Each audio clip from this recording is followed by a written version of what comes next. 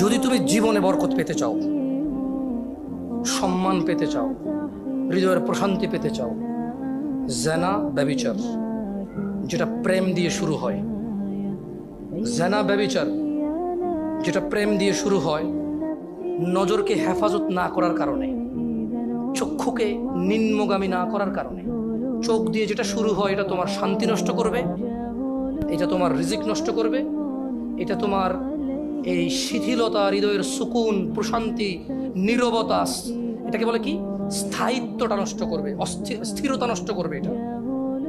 ছোট ভাই, তোমার প্রতি আমার নসিহত, তুমি কে নীল পড়ছে, লাল পড়ছে, কে ছোট পড়ছে, কে বড় পড়ছে, তুমি এগুলা মেজারমেন্ট করার দরকার নাই। তুমি নিচে নজর রাখো, হাঁটো, তোমার এটা জানারও দরকার নাই আজকে তোমার সামনে দিয়ে কয়টা মেয়ে কি পড়ে গেছে তুমি দেখোই নাই।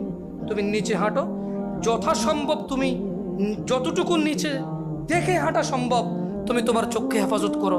লজ্জাস্থান হেফাজত হবে, লজ্জাস্থান হেফাজত হলে তোমার হৃদয়ের প্রশান্তি নষ্ট হবে না ইনশাআল্লাহ।